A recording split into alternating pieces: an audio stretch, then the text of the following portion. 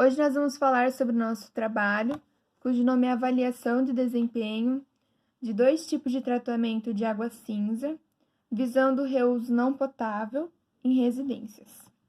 Bom, nós podemos iniciar falando sobre a água, que é um recurso natural essencial para a nossa sobrevivência, e com base nesse gráfico que mostra a distribuição da água no mundo, nós podemos perceber que a maior parte, 97,5% da água é salgada do mundo e somente 2,5% da água é água doce. E devido a essa pequena porcentagem de água doce no mundo, nós temos que criar maneiras de economizá-la, reutilizá-la e, claro, usar com consciência em nossas residências, para que não se torne tão escassa. Em nossas residências, saem dois tipos de águas: águas negras, que são aquelas derivadas dos vasos sanitários, e as águas cinzas, que são aquelas derivadas de máquina de lavar, chuveiro, pias, banheiras. Aqui você pode fazer o reuso em sua casa, são as águas cinzas, cujo pode ser para fins não potáveis, como irrigação de plantas, lavar o quintal, dar descargas ou até lavar carro. E a grande diferença entre elas é a quantidade dos componentes químicos e de contaminantes biológicos. Como eu já havia dito antes, as águas cinzas são provenientes da máquina de lavar, chuveiro, pias e banheiras. Então, cada uma vai ter uma composição, pois, por exemplo, a água cinza que vai sair da máquina de lavar pode conter corantes, amaciantes e sabão em pó. Já as águas cinzas do chuveiro vão conter shampoo e condicionador. Nessa tabela, podemos ver alguns parâmetros que são analisados nas águas cinzas. E neste caso, eu peguei uma de águas cinzas de banheiro e são analisados como, por exemplo, a cor, a turbidez, coliforme total e entre outros.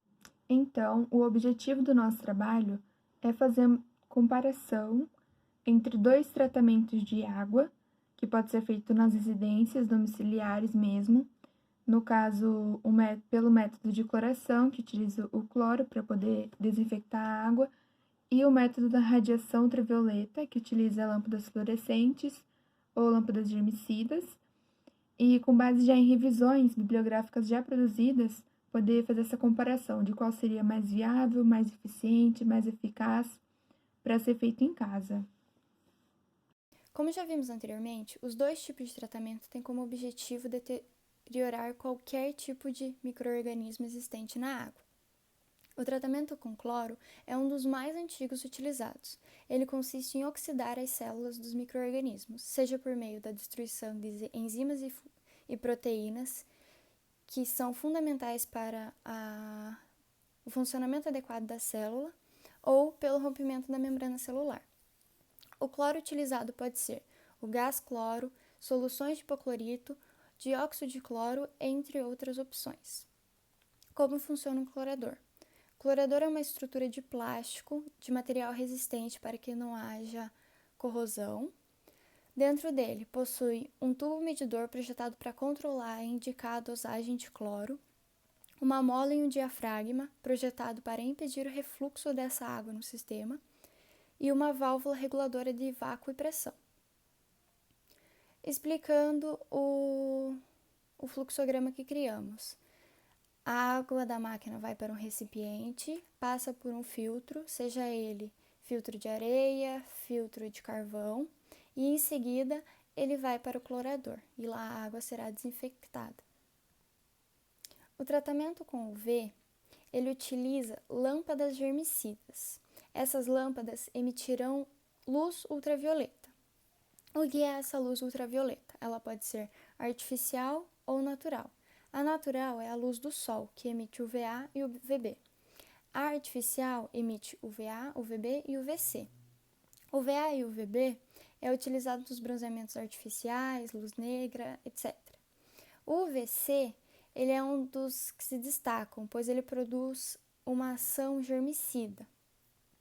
Essa luz ultravioleta atinge o seu máximo quando o seu comprimento de onda é de 254 nanômetros. Assim, destrói qualquer tipo de organismo vivo. O que tem dentro dessa lâmpada? o vapor de mercúrio, onde o elétron passará e emitirá radiação. Como funciona isso? O elétron absorve a energia e salta de nível. Ao voltar ao seu nível, ele emite a luz em forma de luz visível ou luz ultravioleta. Isso varia de acordo com o salto energético do elétron. Nessa radiação não visível, parte do espectro penetra dentro do corpo do organismo e altera seu código genético, impedindo sua reprodução. E esse é o fluxograma que nós criamos para demonstrar o tratamento com ultravioleta.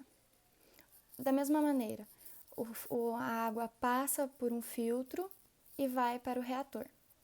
Essa lâmpada é aconselhável ser trocada e ter manutenção. Por quê? Todos os resíduos ficam colados nela e para ela ter um bom funcionamento é necessário fazer essa limpeza. No tratamento, a intensidade da luz e o tempo de exposição varia de acordo com a água e com a quantidade de micro-organismos presente nela. Então, em relação aos resultados, focando nos parâmetros da qualidade da água após os tratamentos de cloro e de UV, com a compilação dos artigos utilizados, foi possível constatar uma dificuldade na comparação. Isso porque cada artigo utiliza tratamentos diferentes, analisa parâmetros distintos e utiliza uma água cinza com composições diferentes. Então, a gente conseguiu comparar 2 artigos para cada tratamento entre os parâmetros de DQO e de coliformes totais, que são parâmetros muito importantes para a determinação da qualidade da água e do seu uso adequado. Então, nesse gráfico, a gente pode verificar uma redução com os tratamentos e é uma redução semelhante e eficaz, chegando a próximo de 100%, tanto para cloro quanto para UV. No entanto, como o nosso projeto foca no uso para rega de jardins e de áreas verdes, então o tratamento com UV atende adequadamente a essa demanda. Além dos parâmetros de qualidade anteriormente citados, também calculamos os valores de custo de implementação e manutenção que esses tratamentos teriam, a fim de comparar qual se apresenta economicamente mais favorável. Para isso, buscamos valores de cada material e produto que seriam usados para a implementação desses tratamentos e colocamos dados em tabela. Essa primeira mostra o custo de tratamento por cloração. O valor final ficaria em R$ 779,25, onde os materiais de maior valor são o carvão ativado, as bombonas, pois precisariam de 3, e o dosador de cloro.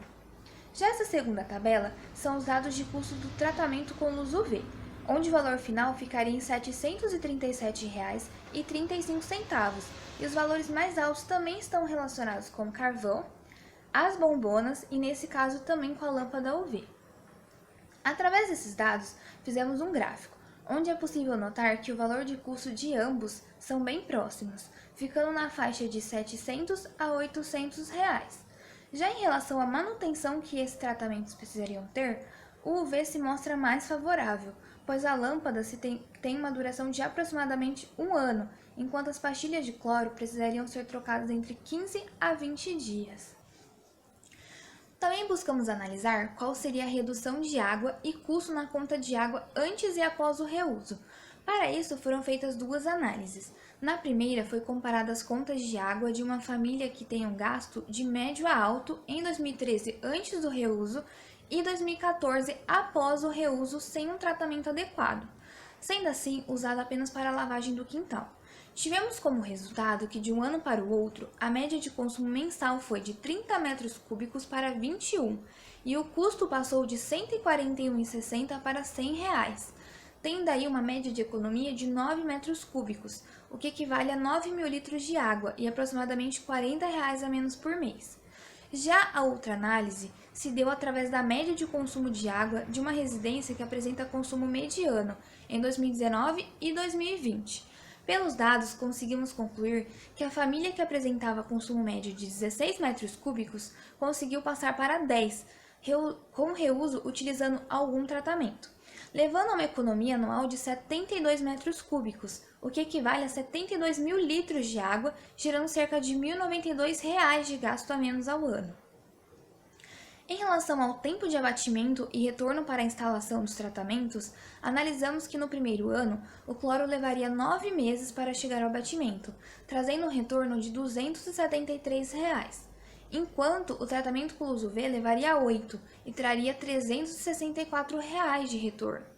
Já no segundo ano em diante, ambos levariam 3 meses para bater o custo de manutenção e levaria a um retorno de cerca de R$ 819, valores que se mostram bastante favoráveis tanto em economia de água quanto financeiro. Com todos os dados apresentados, a nossa discussão foi focada nas vantagens e desvantagens entre esses tratamentos.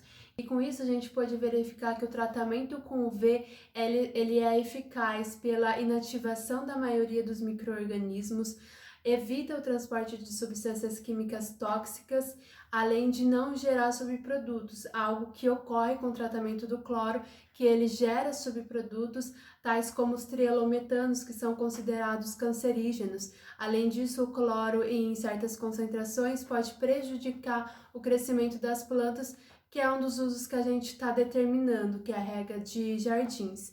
Além disso, o tratamento com UV é eficaz, pois ele tem um tempo de desinfecção muito mais rápido do que o cloro. No entanto, é preciso ter cuidado com a lâmpada de UV para que tenha uma manutenção adequada e que ela funcione adequadamente. E é necessário fazer um tratamento de filtração para diminuir a turbidez e os sólidos totais, para que seja eficaz esse tratamento com a UV. A gente pode concluir, então, que mesmo com essas desvantagens apresentadas pelo UV, ele ainda é mais adequado e viável, principalmente por não gerar subprodutos que poderiam trazer riscos à saúde e ao crescimento das plantas. Ele tem uma frequência de manutenção muito menor em relação ao cloro, isso porque as lâmpadas elas têm uma vida útil muito alta, então o custo de manutenção também acaba sendo menor. Há um retorno financeiro aproximadamente em 1 ano, então isso também é uma vantagem muito boa, pensando no reuso da água. E além disso, o tratamento do UV atende aos parâmetros da qualidade da água para o uso de rega de jardins e de áreas verdes. Então a gente chegou ao nosso final, a gente queria agradecer muito a atenção de todos e tenha uma boa noite.